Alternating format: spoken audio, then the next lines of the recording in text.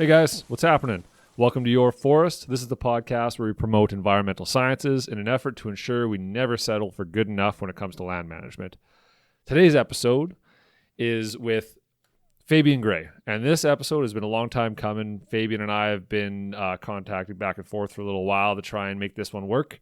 He's a busy fella, and finally managed to get him in to have this conversation, which is a really important one, and trying to bring on an Indigenous perspective when it comes to land management, when it comes to the health of the forest, when it comes to all that kind of stuff, just environmental sciences and trying to make sure that, sustainability for all, including Indigenous values, which in the past arguably has not been included, right? Or still may not be totally in a lot of areas.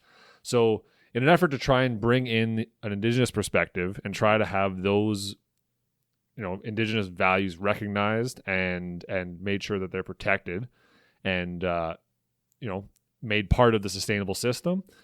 Brought on Fabian, who is a industry representative for the Whitefish Band up in northern Alberta. And so he represents them in all their dealings with whether it's forestry, oil and gas, whatever it is, and tries to make sure that their interests are held up and respected. So Fabian's an awesome dude, really has great perspective. He grew up basically, on the reserve without, he didn't speak English until grade 1. He spoke only Cree up until that point.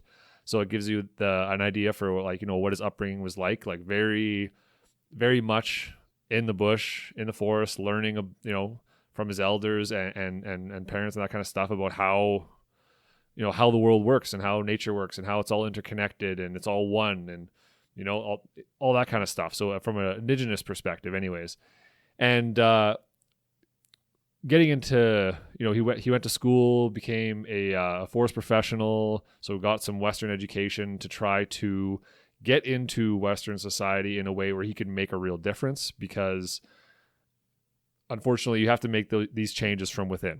So that was something that I think he was struggling with, and he managed to get involved, and he's managed to make a lot of waves, make a lot of difference in making sure that Indigenous values are represented and they're at the table, and they are actually being protected and accounted for truthfully, and not just being said that they are, right? So he's a great guy. Really, you guys are really, really going to like him. We talked a lot about Indigenous perspective, and I tried to not make any assumptions, tried to recognize that I am just some white boy from from the middle of northern Alberta, and I don't really have that perspective, and tried to pay homage to the fact that, Indigenous communities in this country have, their rights have been stepped on in the past, and there's a lot of trauma, a lot of bad shit that's happened in the past for Indigenous communities. They've had a rough go of it because of colonization and, our society that followed it. So because of that, I wanted to make sure that I respect the Indigenous perspective and make sure that people recognize that I'm not speaking from that perspective at all. It's just, I'm speaking from a forester as a non-Indigenous person. And, I just thought it was important to recognize the injustice and the tragedy befallen Indigenous people and the difficulty they face before we go into this conversation. I want to affirm that this episode is about how to get an Indigenous voice heard and have action taken on it, because I think up till this point, although they've been more kind of at the table, I guess. I don't know. I can't speak to it. But it seems like from stories I've heard that up until this point, the Indigenous perspective hasn't really been heard the way it should be. So this is about trying to have that happen across all management areas and make sure that those values are protected. So, yeah. Anyways, that was a long intro. But, like I said, Fabian's an awesome dude. We started talking about him, how he grew up, how he got into, dedicating his life to the natural world and standing up for Indigenous communities.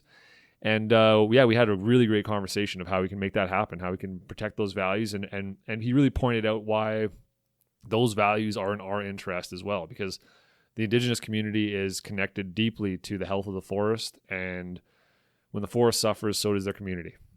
So he explained how it was, it all encompassing, that we would all benefit from protecting and recognizing these values as legitimate, right? And as equally as important as other values.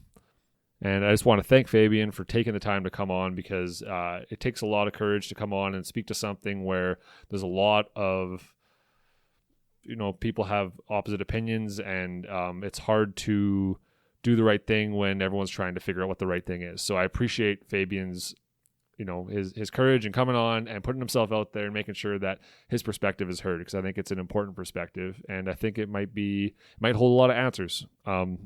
Yeah, at least from my perspective, I feel like that. So thanks a lot, Fabian. So without any further messing around, let's get into it. Here we go.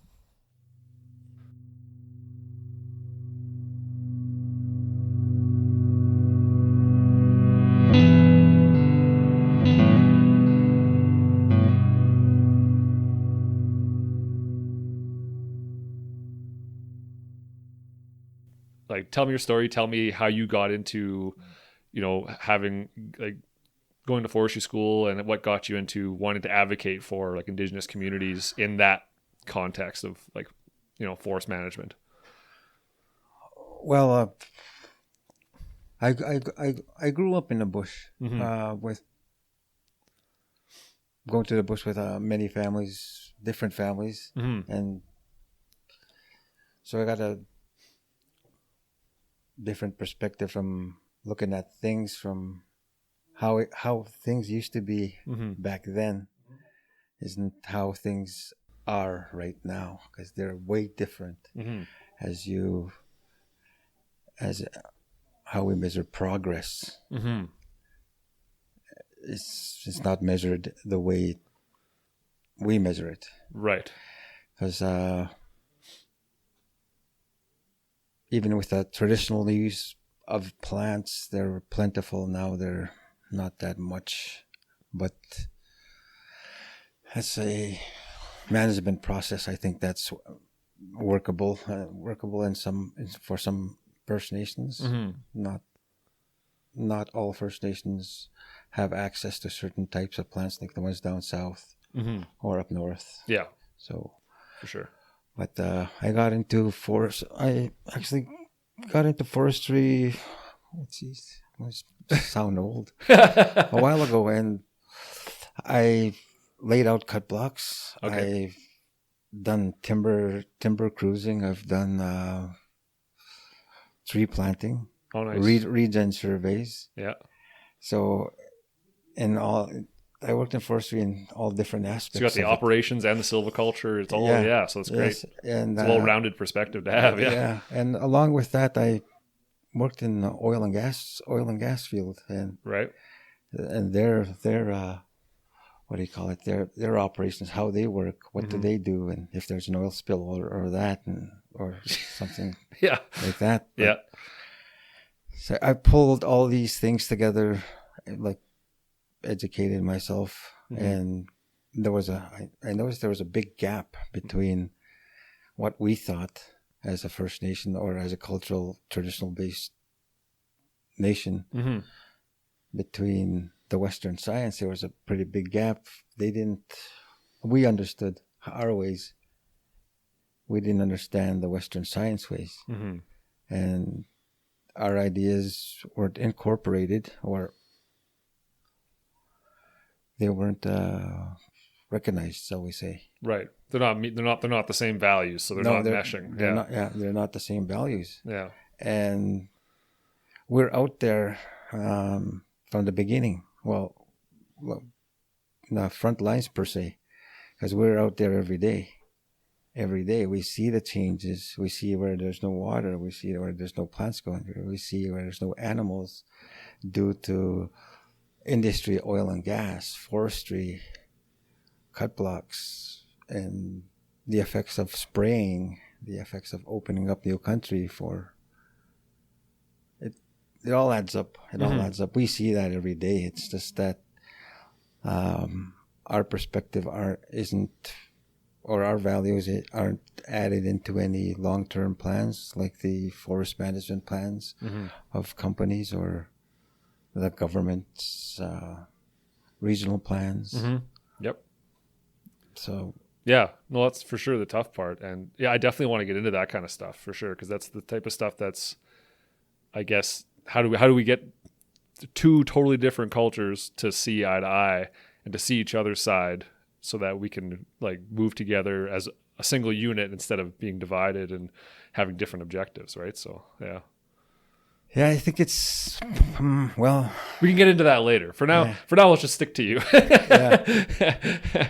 So you were in oil and gas, you're in forestry, all that kind of stuff. Oil and gas and forestry. Then moved up to did a little bit of construction work. But I came back home and I took a what was that course called? Environmental monitoring course for from a place called Bear. Okay. That course was a Bear monitoring program. I think it was a 13-week program or something like that. Mm-hmm. But I got into that doing site assessments for our First Nation when it was mandated by provincial government that consultation needed to be done. So I came in at that time doing assessments. Okay. For about 3 or 4 years before. When was that? What year was that, roughly? Just for context for people listening. 2000. So this is 2012. Oh, 2012. Yeah, 2012, 2013. Like 7 years ago. Yeah, I started doing assessments. Really? On that. That's when it became. I thought there was always mandatory consultation. Well, consultation came in about 2001. Oh, but it wasn't mandatory. Yeah. Oh. Or one of the court cases I forgot when it was, but it was mandated that they consult with First Nations anyway. I forgot what year it was. Wow, that took a long time to figure out. Yeah. Well, the policies keep changing. The consultation policy keeps changing. Of course. Some ideas there we don't like, but that's the way the cookie crumbles sometimes. You give a little, take a little. But then I got into, well, there was a need for a GIS thing. Mm-hmm. So one of my bosses, the one that I took over the job from, asked the person from Red Deer with GIS experience to come and teach us. Mm. So that got me, that lit a fire under me. So I looked for a college where GIS was given. Mm-hmm. It was in Prince Albert, Saskatchewan. Okay. So I went over there for a year and trained for GIS, and then I came home.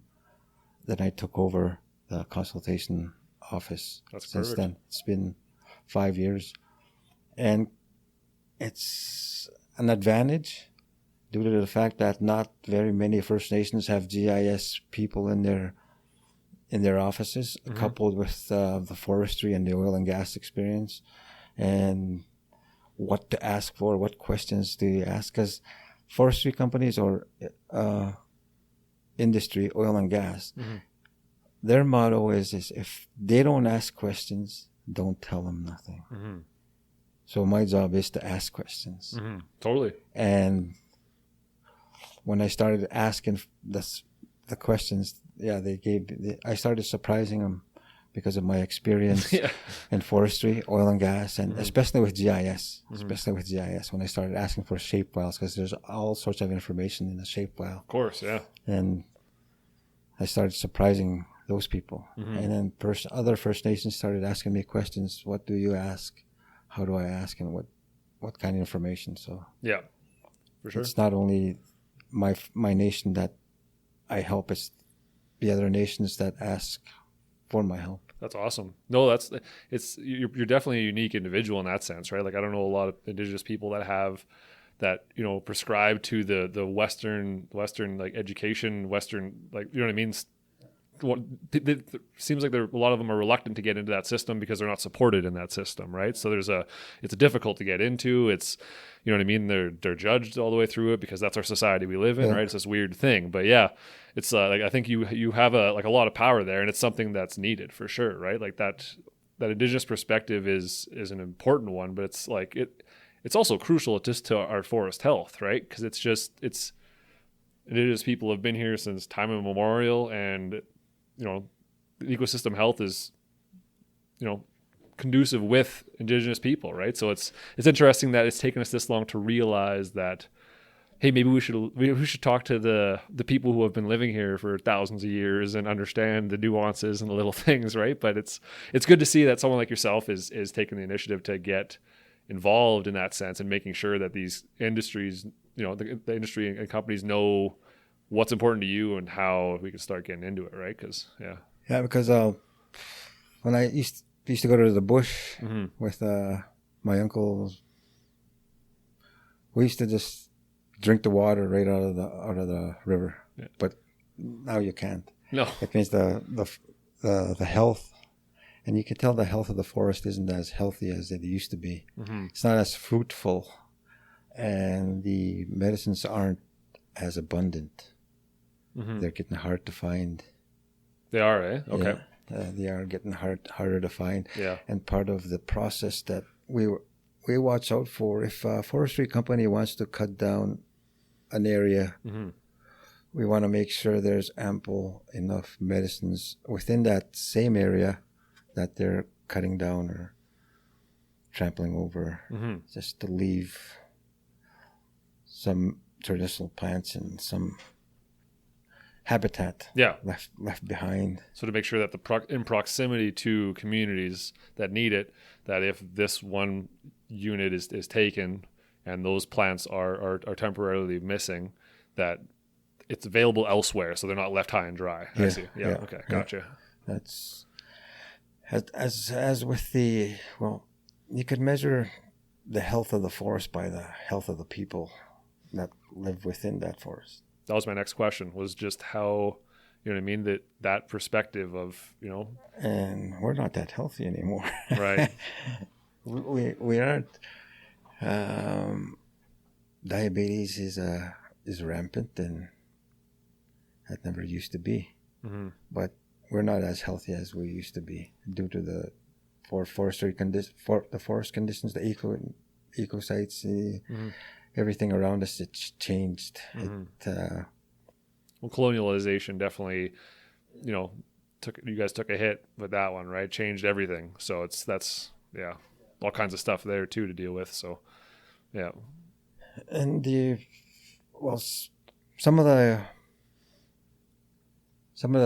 plants, medicines that we use that are gone are some of the plants and medicines that the animals eat, and we eat animals. So basically, when we shoot a moose, all the plants and things that he or she eats is practically medicine, and it's going into the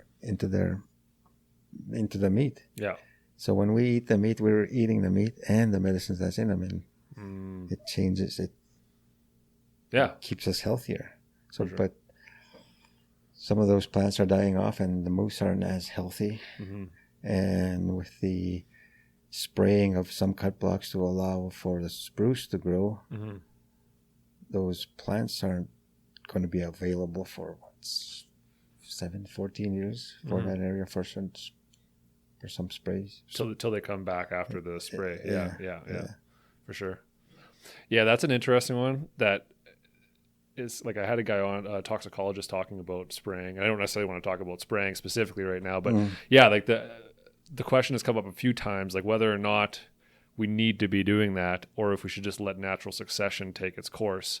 But the problem is, as a Western culture, we have these policies that mandate us to do certain things, but it's a huge question that maybe that policy needs to change, right, for that kind of stuff. But anyways, I guess that's a whole nother. We could do another 4 hours on that. But so before we get too deep into it, I want to try to, and you're doing a good job already explaining it, but can you explain in more detail the importance of like forest health and how it's connected with Indigenous people and community, and how, because like us as a Western culture, right, like there's lots of people who consider themselves environmentalists, right, consider themselves conservationists, or consider themselves like, oh, I'm an outdoorsman, I love the outdoors, right, I spend every second I can out there, right, but that I think it pales in comparison to Indigenous communities. I don't know this, but it just from talking with people, it seems like it's not even remotely the same, because you know what I mean? Like we go home and you know, into the city or whatever. And whereas Indigenous culture, it seems like it's integrated into the forest health, like you were saying, but not just physical health, but spiritual health and that kind of stuff too. So I wonder, can you speak to that a little bit more, and just kind of, because I think it's just important for people to recognize that the Indigenous perspective is vastly different from the Western perspective, right?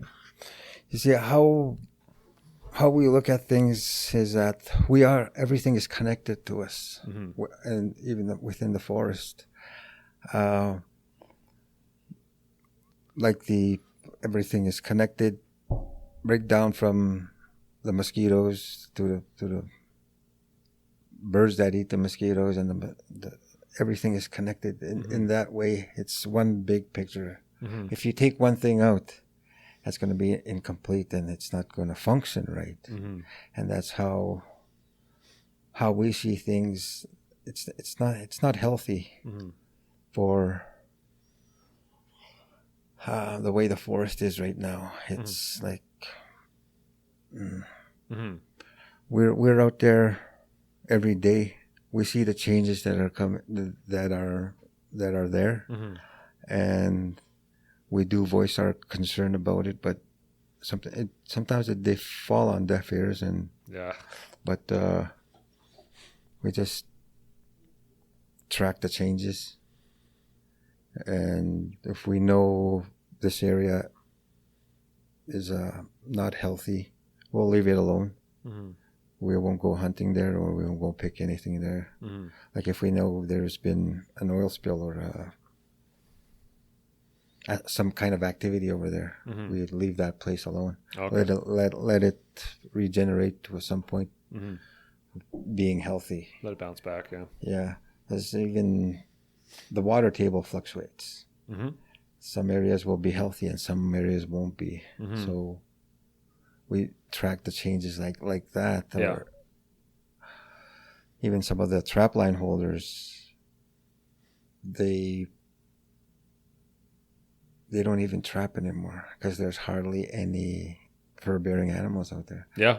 And I think one trapline holder only got 2 furs here for 5 months worth.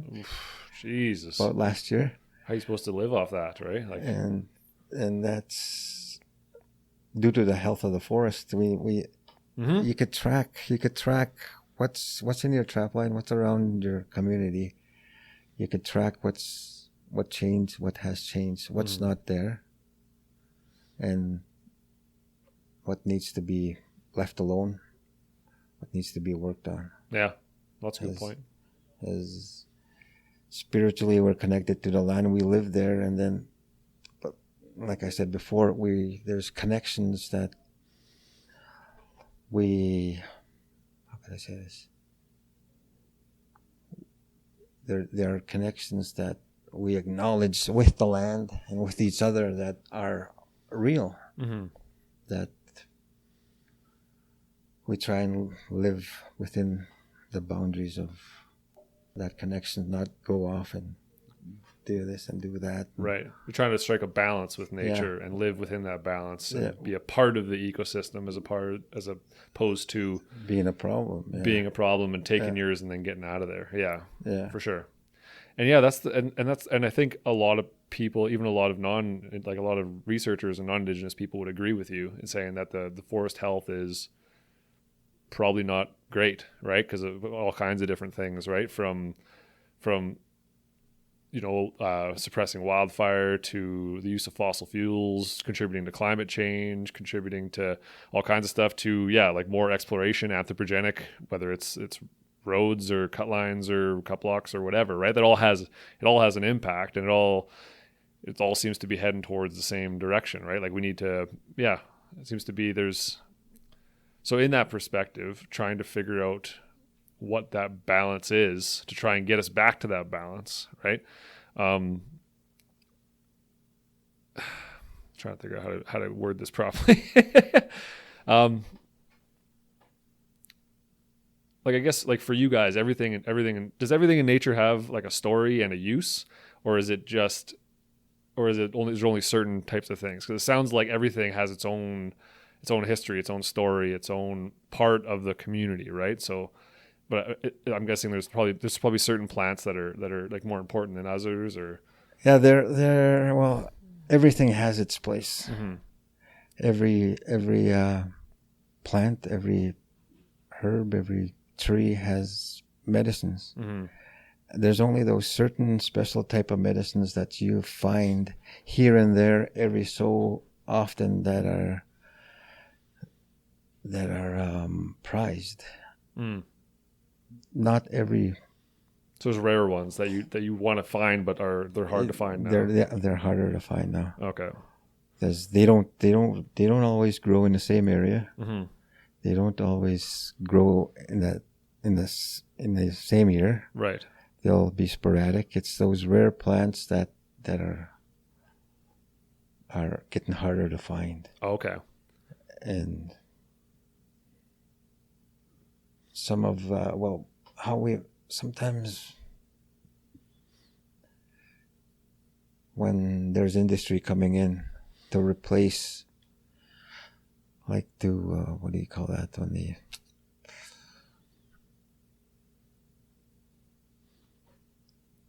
industry asks us when we go to do an assessment if there's anything else, that I always make sure, like, where the water's going, how what the slope is, what plants are there plants, same kind of plants in that area, right, within that area, to make sure there's more, the plants that we use are there. Right. So I think First Nations should share more information with Western science, so they'll have a better understanding of how we look at things, what we prize, what motivates us to protect these plants, and why. Yeah. But most First Nations are hesitant to do that. But there has to come a time when we have to share and work, so we can share and work together to preserve what we have, and to improve forest health and to improve the environment in some way. Yeah, I couldn't agree more. That's kind of where my assumption's been too. But I also understand that. I also understand the reluctance to want to share that information, considering the history of, the rights being stepped on and that kind of stuff, right? So I wonder. I'm glad we got to this. I was hoping to get to this at the end, but we're getting it right at the beginning. So let's do this. So yeah, that sharing of Indigenous knowledge. How do you think we can start to convince communities to do some of that sharing, to start sharing that with, Western society, so that those values, like you said, can be protected and maintained, and they can be known? Because right now I feel like a lot of the problem, there's a lot of people that in industry who want this kind of stuff to happen, right? They want sustainability forever for everything, right? But if we don't know what that means, it's hard to act on it, right? So how would you say we start to, obviously there's a lot of work to be done. Indigenous people will have to come to a consensus and figure out what they are willing to share and not to share, and that's their decision to make. But Western culture is also going to have to learn to be a lot better in a lot of different ways too, right? So but I feel like there's common ground to be had here, right? Like I feel like there can be respect and there can be cooperation if only all the information's on the table, right? How do we start to fix that kind of relationship? How do you build trust and that kind of stuff? Well, how can you tell, not nation to nation, but as a race, as a human race, that we're all in the same boat, whether climate change is here or not? Yeah. If we don't share the information to help improve or to help each other protect the environment, so our grandchildren, our great-grandchildren can have something. Mm-hmm. Like we're all in the same boat. Totally. And what knowledge we hold as First Nations, ain't gonna mean anything if there's no plants in there, because we're not working together to a common goal, which is having a good, healthy forest, sustainable forest. And I think it's high time that First Nations do wake up. Yep, we need to work together, no matter what. And that's how I look at it. Yeah. That's why I've educated myself to try and understand more of the Western way of thinking, and how I could bring my traditional raising of my traditional knowledge into one. Try to integrate them, because I mean, one thing I brought up on a previous podcast was like Western culture is here, and it's here to stay, right? But Indigenous culture has been struggling for a long time with community health and along with forest health, and everything is connected, like you said. And I feel like I feel like industry probably has more opportunity or more potential to try and reach out and build that trust, right? Because I could understand, of course, and the sharing needs to happen, but I could understand the reluctance from history and the past, right? So what do you think that industry can do to start to build that relationship, to bring, when I say industry, I mean individuals, right? Like obviously the person, the forester or the Indigenous consultation person or whatever, what can they do to start to build that trust and build that relationship so that those Indigenous values can be accounted for and become a serious part of the plan, where like they might actually go, hey, no, we're not going to cut that block or any of these cut blocks because we recognize the importance of this to the Indigenous community nearby, right? So what can industry do to make those changes happen? Because I think there's more, and this is my perspective, not being on the front lines the way you are, right? Like obviously you're seeing this every day. I'm coming at it from a totally outside perspective.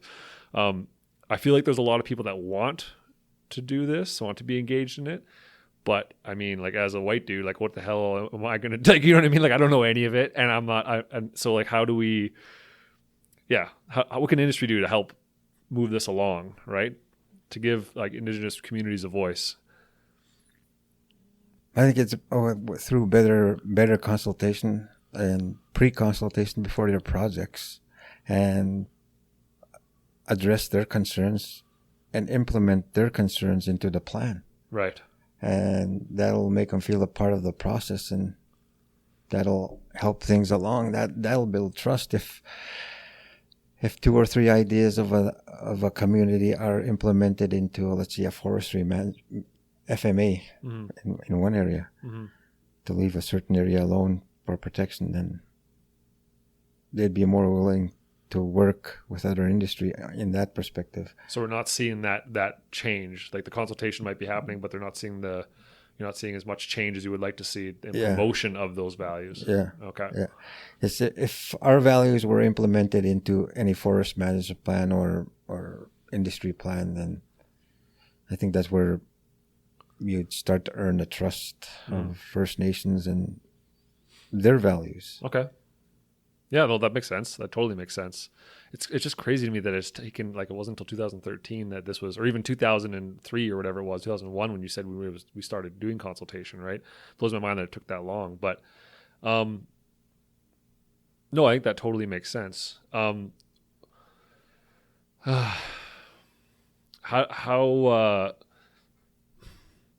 because like saying consultation, right? Like I think consultation is something that's mandatory now and needs to be done.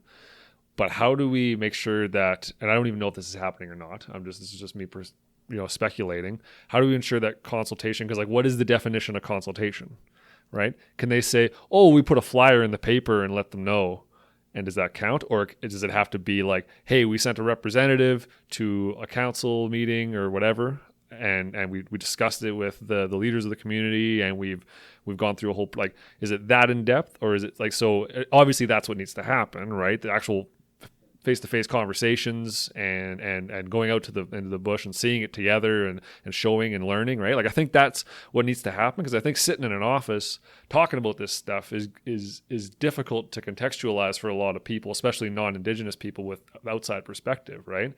Whereas if you took them into the bush and you go, see this, like we need this. This is important for X, Y, and Z.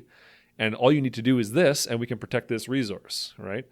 I don't even know where I'm going. I'm just rambling right now. But yeah, they do notify us. And like I said before, they'll just send you a plan, and that's it, through a PDF file, and that's it. So that's the requirement. That's a consultation with the consultation officer or coordinator, manager. And the kicker is I ask for shape files and other information. That's where I always get my information from. Well, that's important to know, because then you know exactly where these plans are taking place, instead of it being explained in words. Yeah, because Alberta Heritage and other government agencies don't have the information that we have. Right. We have GPS our old homesteads, our old cabins, our cabins right now, or our grave sites, or spiritual sites. We have them in our mapping system.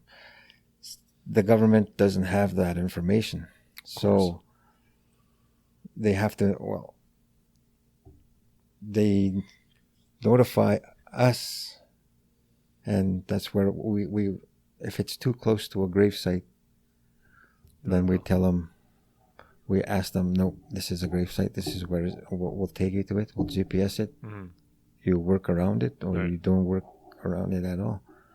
But some of the information is registered with Alberta Heritage, and they're required to consult with us with their plans. Oh, okay. So that's so how what's that the hesitancy works. to? I'm not saying that you should be sharing all that with the government, but when it's time to, obviously the sharing happens, right? What's the hesitancy to just give the Alberta government the like the full file? Like, here, this is all of our grave sites, all of our spiritual sites, all our prayer trees, is there some worry in the, and again, I'm coming from a place where I don't know the perspective. So is there some concern that might be held against you guys somehow, or is it, or just kind of just worry because of history of everything else? Both, I guess. Yeah. Okay. To be held against, and to deem it non don't have to protect it, and if it's you have all the information that you don't need to consult with us. I see. That's a good point. They'll sidestep our nation. That's a super good point. Because they have the information. Because we got it all, so we don't need to talk to them. Then we did the consultation. Yeah, that's a good point. I never thought about that. Yeah. That's smart. Yeah. Okay. Yeah. But we do share some of the, like I shared all my grave sites. Okay. So they're registered. Right. Because there's different levels of consultation. With 3D seismic work, they don't have to consult because it's low impact. But this past winter, they came to work in our area within 3 grave sites, so they had to notify us. So I had to go check them out. We've been 100 meters off or 150 meters around that graveyard, so they don't go into that site. Okay. So that's why they had to notify us, because I registered my grave sites with Alberta Heritage, because that's one of the mechanisms they have, government or industry has, when they send their plans into the government. Okay, you notify this because there's a grave site here. So it comes down to trust again, right? Yeah. Like, ultimately, it would be great if everybody had the information and we could make sure that everybody's trusted. Then that would be the best for everyone, because they'll consult you when the consultation needs to be happen, but also withholding that out of fear from, like you said, right, up until the last 20 years there hasn't been consultation. So yeah, that's a hard one to to crack. What's the right thing to do there, right? So I guess it comes down to building that communication and trust again, right? Yeah, I think more sites can be protected if the information was shared. Like if in particular your graves, if they were saved with Alberta Heritage. But that's my thought. That's some First Nations rather not. I'm sure there's a million perspectives on it. Yeah. Yeah, but that's what I mean. We're all in the same boat. Yeah. Well, we all use the forest, healthy or unhealthy. Mm-hmm. We all feel the effects of global warming. Like even the fires are getting worse, and where's the water going? And longer droughts, longer fire seasons. Yeah, all kinds of stuff. Yeah. I think it's about time that we try and work together in that sense. Both sides. Because like I said, we're all in the same boat. I totally agree. Both sides got to stop beating around the bush, and we need to just do something about this, right? But both sides have to cooperate. I guess it's the hard part. That's tough. And the concept of, putting value on everything else, I think I don't know if it has to change. We value the land. Western way, I think it values what's on the land. That's a good way to put it. That's I like that. Yeah. So we have to find a happy medium, where the jobs aren't taken away, and the forest is still sustainable to us and to the animals that sustain us. So, no, that's a good point for sure. Yeah, no, I think we need to find an equilibrium, right? Like I think, and I've said this a few times on different episodes and stuff like that, but it's people like to think of themselves as separate from nature somehow, as somehow superior or better. We're able to manipulate it, therefore we're a greater being or some kind of crazy bullshit. But I mean, it's not true. Like we are from the basic. If you go all the way back to like astrophysicists, right? Like we are made up literally of star stuff. You know what I mean? Like everything in the universe started. You know what I mean? As the three main particles that started at the beginning of the universe, and we're all made up of the same stuff. So to pretend that we as humans are somehow different than nature, other than, it's ridiculous, right? We are part of it, and we are part of that balance as well. But because of opposable thumbs and big brains, we've figured out that we might be maybe we can exploit it a little more. But yeah, I think even Western culture, maybe not as a whole, but like individuals, people, right, have started to realize that might be true. And maybe there is a more holistic way to go about getting the resources we require and finding a balance amongst all things, right? I think part of the Western culture's problem is that we have our perspective is very narrow as it comes to nature relative to, First Nations perspective. And I think it's important that more people get that perspective. And I personally don't have that perspective. I'm trying to acquire it a little bit, piece by piece, talking to guys like you. But it's try and get some understanding of it, right? Appreciation for. Yeah, it's an impossible question, right? Like how. So obviously we need to get so industry and managers need to get out there and talk face to face with communities and start building a relationship to try and build that trust and sense of community, right? And togetherness, right? Because if we work against each other, we're both going to lose what we need. Yeah, I'll say a little story. Yeah, there was a woman here about 3 or 4 years ago that got lost in a bush. Okay, and they presumed her to have died. And she come walking out of the bush about 2.5 weeks later. Right. And she survived within the forest. The forest sustained her with her berries and whatever she could get. And she didn't have anything. She didn't even have shoes on. Right. Okay, you take one of your high-ranking officials, government people, go throw them in a bush. How long could they survive? Yeah. Okay, our sustainability is in the forest. Western sustainability is in Safeway or Walmart or wherever they shop. But yeah, that's two totally different perspectives. Totally. Yeah.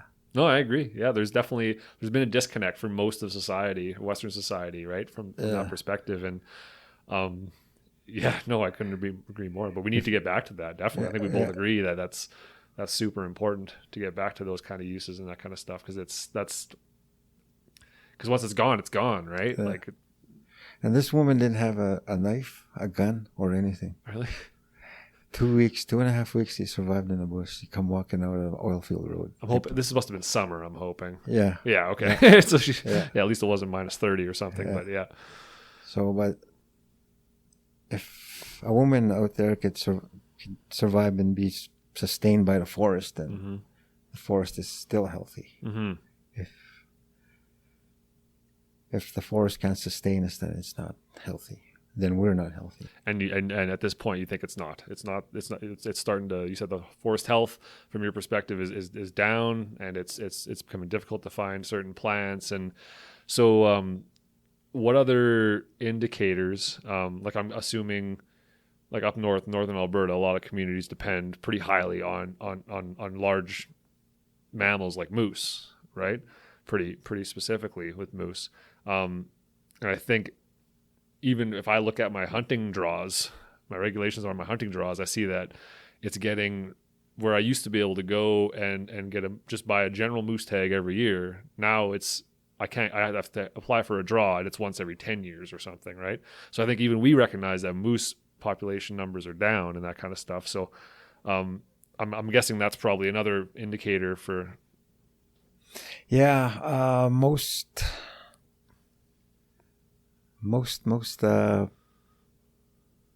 hunters and trapline holders that I know say that the moose have declined in their areas, and I think this is going to be the second. I started a wildlife monitoring program with Innotech Alberta here. There's a company in Southside. We're setting up 100 cameras for wildlife monitoring from ungulates to wolves to anything that'll come across the cameras. Right. That's awesome. And so far, in the first 5 months, there is moose out there. Right. They're not all on the road. No, of course. Yeah. No, of course. Right. Yeah. Yeah. For those road hunters out there, they're not all on the road. I'm okay with the moose not being on the road because those road hunters don't get to get their meat, which I'm okay with because that's not hunting. That's just shooting. Yeah. It's a 3-year project. So we'll be changing out the SD cards and batteries every 6 months. And we're geotagging the pictures and the animals, the species. And the data is crunched by ABMI and Innotech, and they'll have it all on density and populations and all that. And at the end of the 3rd year. Oh, nice. So it just starts. So 2.5 years from now. Then. Yeah. Okay. Yeah. That's awesome. So 100 cameras. So where are these cameras situated? They're all over in our traditional land use area, which is 8,600 square kilometers. Okay. In the random selected points. Yep. But you didn't set them up on like game trails and stuff, or just like how did you select the points? Like, they were computer generated. Oh, really? And there's some that we couldn't get into, so we improvised. Okay. We did put some on moose corridors and where I know there's moose. Yeah. Moose corridors. Mineral licks. Yep. We'll be doing that here in a week or so, putting out the rest of the 25 cameras. But the data we got is interesting so far. Interesting. What does it tell you? There's probably, out of, let's say 75 cameras, I'll say there's maybe half with moose in it. Okay. And or some sort of animal. Okay. We've only had like 2 cameras with nothing in it, 2 or 3 cameras with nothing in it. That's pretty interesting because if you're not putting them on corridors, like you're not putting them on specifically on game trails and that kind of stuff, the fact that you're getting moose on just like randomly selected sites in the middle of moose country, right? Because I mean, they generally, unless they're pressured, they tend to follow the easiest path, same as us, right? Yeah. So it's interesting that you're getting them even then. So like I would agree. Like I see lots of moose out there. Once you get away from civilization, you get into the bush, you start finding moose, right? But it's interesting. That's cool. That's a cool project. Yeah, the data is going to be good, and we're probably going to share it with Innotech and ABMI and So Yeah. So what's the hope? What was the hope in doing that research? I had to, say appease the First Nation that there is moose out there. Like, Oh, I see. not everything is dead. Oh, okay. So we haven't lost all hope yet. We're still at hope. It just Yeah, and also to make sure. Well, there is to appease them that there is moose out there, and the population isn't actually dwindling. But okay. And hopefully, we could limit the amount of people hunting in the area. Oh yeah. Let the population come up. So it is down, but you're saying it's not like dwindling to nothing. It's just okay. I totally agree. I've been saying for a while that even in Western culture, like for like hunters like myself, right? I was like, if they need to give an area like a 2, 3, 5 year break, saying, hey, no moose hunting in this WMU, right? I think that we should do that because it's for the overall benefit of sustainability, period. It's like, okay, so what? Now you have to find a new unit to hunt in. That's part of what's fun about hunting is getting out there and seeing nature, exploring new territory, learning about the land. And like these guys that just hunt the same spot year after year for their entire life, it's like you're not really learning a whole lot, right? You already know. It's like it's good. Not that it's not bad to like if you know it's a honey hole, right? Then you know you can go there. But I think you're right. Like I totally agree that to reduce the number of animals taken temporarily might be a totally good call, right? That's how the trapline holders and how the elders pick their medicines. They rotate. They'll go 1 or 2 year in one area, and then move on to another area, so that area will regenerate. And they keep moving on. Right. So they won't overuse an area. Right. So make sure it's sustainable. It's always there. Yeah. Just kind of Yeah. Cool.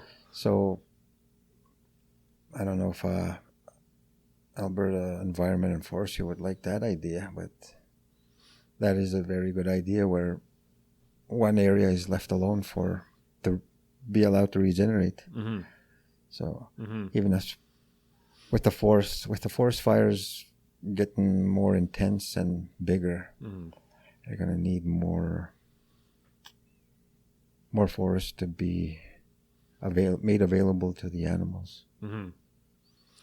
What do you think about, and I don't know the answer to this, what do you think about the concept that like we're replacing the lack of wildfire, or in the you know what I mean, from suppressing wildfire? We like to say that cut blocks are imitating that wildfire and trying to create that biodiversity that has been lost through the lack of burns, right? Do you prescribe to that idea? Does that make sense to you in some ways and not? I mean, I understand they're not the same thing. They're not the same disturbance, obviously, right? Like they do very different things. A wildfire is going to burn all the small stuff, leave the big stuff. A cut block's going to do the opposite. It's going to take the big stuff, leave the small stuff. So you're having a different impact there. But the idea of creating that diversity of age range of forest, I guess, right, is the intention of forest management, right? Do you think that makes sense, or do you think there needs to be? I mean, I know Indigenous people used to do a lot of burning, right, and some maintaining of that process as well. So I wonder where the balance is in that, right? Because we're at a place now where I think we have more, like you said, more unhealthy forests for a lot of different reasons, right? And we need to try to find that balance again. So, yeah, because that's tricky, because if a fire comes rolling along, then the forestry plan has to be changed from the forestry company. Right. They'd have to salvage logs. Salvage the logs, and then their 5-year plan is out the window. Right. Okay, but just for people, just to cut in because people might not understand that. So basically, if a fire comes through and burns a big giant area, forest companies have to go in and they have to cut those burnt logs before they cut anything else, because that is now, it's part of the plan. They want to make sure that wood that's standing and is taken first, right? That's been burnt because it's It's hard to explain, but sorry, go ahead. I think it's difficult if you identify the old growth or where fire potential is going to be, because there's models that you could use where the fire, like in any mapping system, where how the fire would behave. Yeah. And compare that with the age of the forest, and I think that would be a better way of identifying and copying the effects of a fire, like a true fire, instead of what we think what cut block would look like if it went through a fire and all that. Yeah. So, it's a tough one, because I think that's happening. Like, I think there's a lot of research being done to try and support, having wood products, and then also having, just emulating the land, and like that's the ultimate goal, right? I mean, that's, at least in my optimistic, euphoric head, I think like that's what we want to do, right? Is we want to have these wood resources as well as clean water and good biodiversity and good habitat and indigenous values and all these things, right? That's the dream, and I feel like it's possible. I feel like we can do this if we work together, like you said, right? I don't know, but I like to sure think that, right? So it's one of the biggest things that First Nations are adamant about is the spraying part. Okay. You're actually, there is no biodiversity there if you're spraying to let the spruce come up, because of your AAC might go down in the future if those don't come up. I think if you're going to let the natural succession of the forest go, is plant them, just let them be. Right. What is will be. Yeah. If a conifer cut block turns into a deciduous cut block, then so be it. Mm-hmm. So that's a huge conversation that I want to try to get somebody on to talk about that, because that's a conversation that I think a lot of people are trying to have, right? Like, what is because right now our laws say that if you cut down a conifer forest, you have to have a conifer forest back, and that's an attempt to try to have that biodiversity over time. But like, I know you know this, I'm explaining this to other people, but now, like you're saying, right, the natural succession of the forest a lot of times is if you cut an aspen block, a lot of times you're going to get a conifer block coming back up, because generally spruce is growing under aspen, right? And then vice versa. When a spruce plantation has fallen apart, a lot of times you end up getting aspen coming back. So that argument is a huge one that I think we're trying to have in the scientific community and try to figure out what is right. And I think there's a lot of people for and against for a lot of different economic reasons. I think that's part of the problem, right? There's a lot of tenure, like forest tenure pressure there. But I think scientifically, I don't know the answer, but it seems logical to me, right? It makes sense to me that you would want, but if we did that, if we started to allow natural forest succession to happen, so you cut a conifer block and you have aspen coming up, or a mixed wood, we'll say you have aspen with conifer coming up, which is probably what would happen.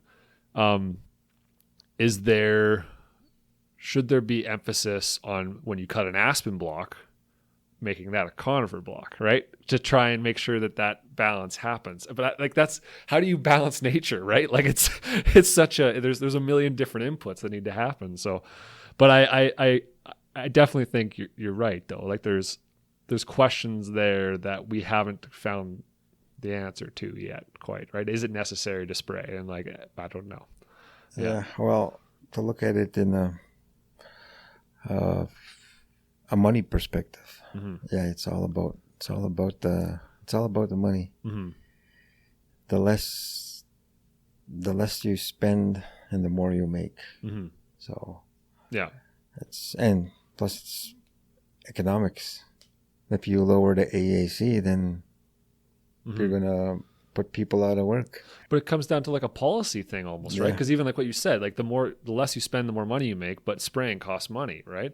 Whereas it would be, but the problem, like you said, if they don't spray, then they didn't meet their regeneration requirements for that cut block. So now they lose annual allowable cut future years, so it costs them money. So I just had to explain that so people understand. But if we can change the policy to allow for that, a different regeneration standards, because we only just came up with the regeneration standards in like 98 or something, we finalized them, right? So it's only been 21 years. So now maybe we need to relook at it and go, that was a good first attempt. Let's try again. Maybe. I don't know, right? And the regeneration standards were a huge success for a lot of, we all, we're happy. We're like, hey, we have a regeneration standard. We never had this before. But now, maybe it's time to reevaluate, take another look, and make sure that we're doing what's right for. Maybe we were a little bit simplified in our thinking before. And Western science is only just catching up. So even with the regional forest plans that they're coming up with, or they're using the whole region for their data collection to justify one area being logged out while this area is healthy, and so all those numbers are crunched together anyway. But I think that needs to be looked over. Well, what's our values? What's our objectives? Yeah. And what are our targets? Our values are the forest, our medicines, and the animals that sustain us, and our objective is to keep those things around. Yeah. And I think that's where we got to start meeting. Got to start communicating. I like that. No, I like that a lot. And I think a lot of people would be in agreement with you, right? That how can we work towards this common goal without having a conversation, right? So it's got to start, I think, both sides have to start putting a little more effort into it, right? Yeah, I think the old school way of thinking is old school. It's not working. It hasn't, and it's not working. Yeah. If I were to withhold any information that might be vital to a forestry plan or to oil and gas field plan, that why wouldn't I share it? So they leave that alone. Yeah. It's like I said this winter, they had to consult with us because of the graves. Because I shared my information with Alberta Heritage. And if I continue to find my graves, I will continue to share them. That's my way of thinking. Other, I think the,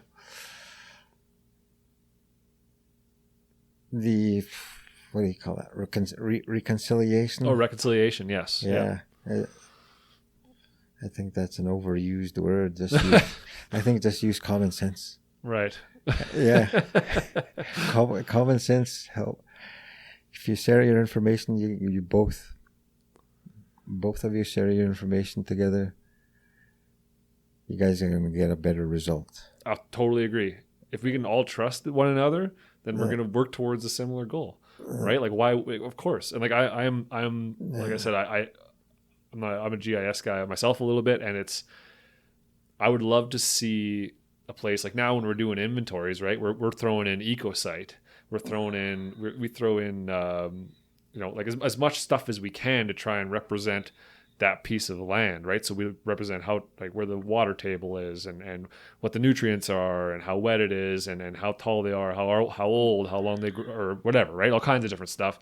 And is there, do you think it's possible to start to use like inventory information, forest inventory information, to start to suss out where certain ecosites and where we might find, where Indigenous communities might find these rare plants that they need? Like, is there enough data? I mean, obviously in the Indigenous community there would be. Yeah, there is. You could do that. Yeah. You could do that. Yeah, that's why I could probably get a notification for a site, see it, go through my map, my air photos and my AVI and all my information with all my LiDAR information, see how wet it is and all. Before I even go.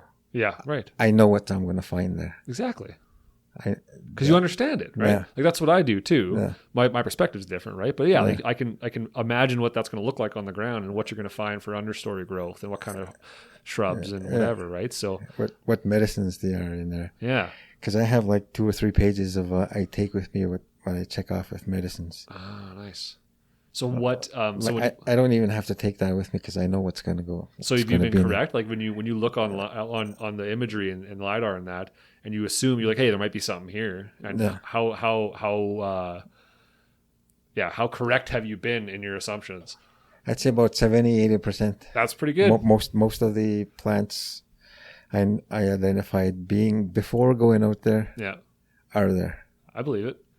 And that other percent might have to do with something you can't see, like parent material in the soil or whatever, right? Acidity or the change from like muskeg to hard ground. That right. change or somewhere. Some transition stuff, yeah. Yeah. So that's what I thought. That was my assumption that from an eco site we could determine what plants are there, and Indigenous communities could take that and be like, hey, this is places where we can look for these rare plants that you want to find, right? Have you ever been able to find some of those rare? No, not through that. That's tougher. That's a little bit more. That's a little bit tougher, but okay. That if we shared some of our medicines with Western, let's say we shared it with you, then you could plot out where these medicines are, and then you plot out your cut blocks, and then you take that to a community. Okay. This is a cut block. These are all the medicines in there. Everything is in there. But there's more just to the south of it or to the north of that cut block. Yeah. See, I would love to see that. Most people are visual, so you have to actually show it, not explain it. Are you working towards something like that? Because you'd be the guy, right? You'd be the guy to work with people to get to that. And like, I would love to be a part of that. That just sounds like a really cool thing, right? But yeah.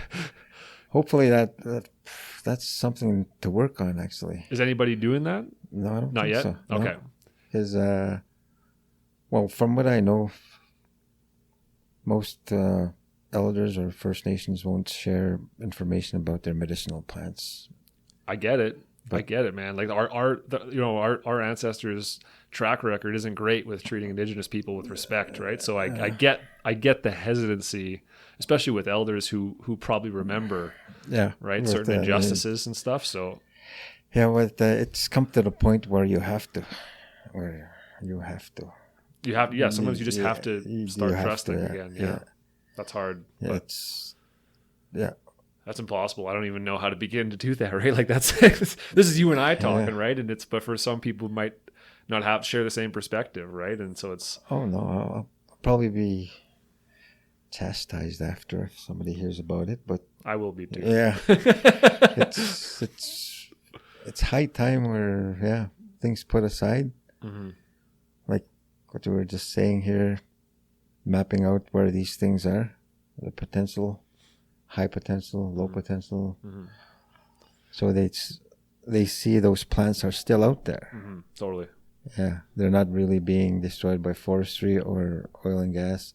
They're still out there. And if they are being, negatively affected by forestry, oil and gas, or whatever, then we can take action to stop that or prevent it. Right? Yeah, and what's causing? Maybe it's something else down the line. Yeah, maybe it's a correlation, not a causation, right? Like maybe it's one of those things that just like it looks like it makes sense, but it doesn't. Yeah, and without knowing it, we can't possibly prevent that. Right? So I agree, but my perspective is pretty biased towards Western culture. But I would love to see that. That would be awesome to have that knowledge shared. I understand not wanting to be available for everybody because I mean I'm sure you might get some. No, I like to do that for my own traditional territory. Yeah. Other First Nations don't have to agree with it because it's like it's what they think. Well, you can be the case. You can be the case study for it, right? Yeah, it's not. If you can make this work, then I think you could change a lot of thinking in the forest industry and management and government, right? And realizing that, hey, we can do this together. This doesn't have to be a bullfight, right? Like we can do this. Yeah. I think that's important to do for sure. Yeah. So what, and this is more specific about like individual plants and stuff like that, because I think some people might think of traditional use plants as like primitive or as like, you know what I mean? Like having so just as an example, so just to so people understand what we're talking about here and talks to like medicinal plants, like we're talking real medicines that have real effects. This isn't some, hippie bullshit, because lots of people have that perspective that this is just like, you know what I mean? It's the hippie, not real, holistic thing. But it's like, no, this is stuff that we've proven through science. I mean, for Christ's sake, we know that aspen and willow has acetylsalic acid, which is literally aspirin in it, right? So we know that's for headaches and stuff. So what other kind of things can you tell me that just to kind of prove to people that these things are important and like especially for cultural purposes, right? Well, there's this one plant that's can make a tea, chaga, I think it's called. Okay. And that it's it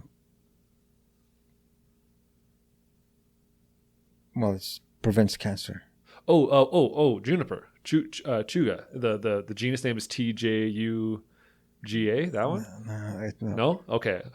It's from a what's that tree called now? Birch. Oh, okay. Okay. The real old birch. Huh.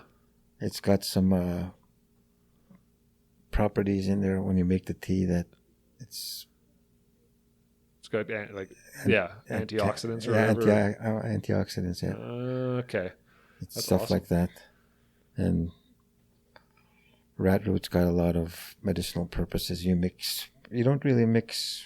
Sometimes you mix one or two plants together to get the actual medicine you want. It's just like a pharmacy almost, right? Like yeah. You take two different compounds, push them together, and you get a certain reaction, right? Yeah. Even the certain types of leaves have that ointment. Oh, like aloe vera type stuff, like for sunburns or or eczema. Eczema. Oh, okay. Eczema and cuts, burns. Oh, antibiotic. Yeah. Oh, okay, like polysporin type stuff. Yeah. What would you use for that? I've never heard that one. The polysporin type stuff would like sap or something, or just when the black spruce.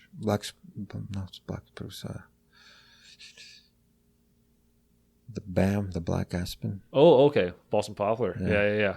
When the leaves are coming out by the river. Oh. They come out like they're... When they're coming out of the buds, like just busting out of the buds a little bit? Yeah, okay. Take those and put them away, and that's your... That's cool. It's amazing. Well, and again, it's like people go to the pharmacy all the time, right? And they go and get their pills, right? And people tend to forget that all that stuff at some point came from nature, right? It's all plant compounds that have at some point or another, right? So I think people tend to forget that, again, getting back to that connection, kind of full circle, right? Like that full connectivity to humans, to nature, to especially indigenous culture, right? And spirituality to nature and the health of the community. And there's certain ways you approach certain medicines. Either you approach them from the south and then pick them, or approach them from the east and then pick them. Huh. There's a certain way you approach what you're going to go pick. Okay. It's a spiritual sense. Right. Okay, when you're using that traditional medicine, it's not only the healing properties, the physical properties of it. Yeah. Your spirituality is adding into it. It's like giving it I'll call it, what do you call it? It's like giving it a boost. It's like a Red Bull. Yeah, it's giving you wings. Yeah. The spiritual aspect is also introduced into it. So for sure, you have faith in that medicine, mm-hmm. and you have faith in yourself to make that medicine. Yeah, that's part of the spirituality sense. Like you go to a doctor, he gives you an aspirin for a headache. Mm-hmm. Take 2. Call me in the morning. How should you feel? You take them. You feel good. Okay, you gave that doctor that faith to heal you, right? By giving you the pills physically, Mm-hmm. and then here it's going to take you. He's saying that this is going to heal you. He's gonna fix it. Yeah. Yeah. So, Meanwhile, it's a placebo or something. Yeah. In native spirituality, or in any spirituality, you have that power within you to heal yourself, but with the help of these herbs. I could totally see that. Like it's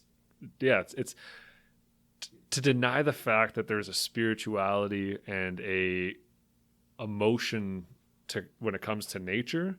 I mean, everybody, like I'm not a religious person in the traditional sense. In traditional, I mean, like, Western religion, right? But for me, the forest is my religion, right? Like it is this thing that when I'm doubting myself and I'm having a hard time, I go and I sit quietly and I take in the things around me and I enjoy it, and it brings you calm and it brings you a sense of spiritual just kind of relief, right? So I think even for people that are not Indigenous, they could understand and they could sympathize and empathize with that viewpoint of totally denying the power of the human mind and factors unknown, right? Like magic is just science we don't understand yet, right? So it's to deny that would be foolish. So I like to remain open-minded, right? But it's very, very cool stuff. And I hope that we can start to work, like you were saying, work together, as human beings towards this common goal. But I think, like for my part, I mean, like industry and that kind of stuff has to take that first step in showing. You know what I mean? We want to communicate. We want to do the right thing. We want to make sure that our values are aligned, right? And that, because I think it can be done, but it needs to be done, right? Like someone needs to take the first step and it needs to be done. It's going to be different than the past, but we can't keep doing shit the way we used to do it because it doesn't work, right? It's funny how humans, no matter how far we advance ourselves as humanity, we always realize that the way we used to do things was stupid and we need to change.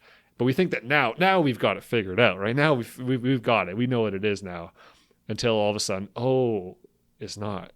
We need to change again, right? We're always adapting. It's never the end point, right? So, yeah, I hope we can start to see that kind of stuff. So if you had one kind of like just last thing to wrap this all up, if you had a magic wand, you're the king of the world. You got the magic wand. You can just flick it. You can do whatever you want. What changes would you want to see to help this along? Like what would you do if you had full control? You're deciding how forest management's being done. We know we still need, you know what I mean? We need more representation of Indigenous perspective, right? Indigenous values. We need clean water. We need biodiversity. We need lumber. We need, resources to heat our home, all this stuff. How would you balance this better? Less politicians. I think a lot of people. The more politicians you have, the less common sense there is in policy. yeah, for sure. I think that's inevitable. Yeah. Oh, yeah. But I think, well, there's a commonality right there, right? Nobody trusts politicians, right? I think it's letting the past go. Like you said, things aren't working. And who said it? Is it Einstein? If you keep on doing something. What does that sound? Oh, like? Yeah. It was Einstein. It's about foolishness. Yeah. Yeah, I know what you're talking about. Yeah. And basically saying that you keep doing it over, and even though it's the same result, you keep doing it over and over again. Yeah. Okay, you put common sense into there. Mm-hmm. You're going to do it right. Mm-hmm. I think on a First Nations perspective, I think we have to get over ourselves, man. Mm-hmm. Please. We can't move ahead without letting go. Good point. Of the past. You're right. You can't. Nobody can. Mm-hmm. No First Nation or any nation at all can move ahead without letting go of the past and learning how to trust again. And because it's going to benefit everybody. Mm-hmm. If we share and you share, then we could look into how we could work together in any perspective, forestry perspective or climate change even. How because we're out there seeing these changes come before you even see it. So I think the communication part is vital in that. So what can, and we kind of answered this already, but what can the Western culture do to encourage, support, and help Indigenous communities feel represented and feel like they can trust and feel you know what I mean, feel safe to share and not be taken advantage of, right? Help them feel like, well, get them a part of the process, the planning process, and if they have any suggestions in your plans, then implement those suggestions or into your plans. So make them feel a part of their process, that they are a part of it. So constant innovation is needed, and we need to constantly innovate forest management, because sustainable forest management is always, our understanding of it is always changing. Yeah. So taking it seriously, actually getting into the communities, talking with them, taking the first step to make them feel respected and like their values are, you know, valued, are taken seriously. So no, that makes sense to me. Totally, I agree.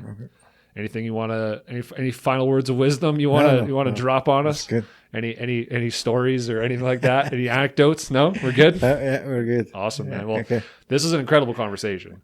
I think we covered a lot of ground. So this is perfect. I appreciate you coming on, man. This is awesome. Okay, well, we'll talk to you later. Yeah. Thanks a lot for listening, guys. That was a wicked episode, I think. I mean, Fabian, he tells it like he sees it, right? And I really appreciated his perspective and, you know, the vulnerability on his part to come on and have this conversation where I think it's really difficult. There's a lot of tension. A lot of people don't want to have this conversation. So I really appreciate him coming on. This is great. Thanks so much, Fabian. You're the best. I hope you keep doing the good work that you've been doing. And if anyone out there listening, please remember to review, you know, rate and subscribe, all that kind of stuff. It really helps me out a lot. Lets me know what's going on. And if anyone has, you know, questions and that kind of stuff, I haven't said this in a while, you can contact me at yourforestpodcast@gmail.com and I'll try to get back to you. So I appreciate you guys checking this thing out, and we'll see you next time. Thanks.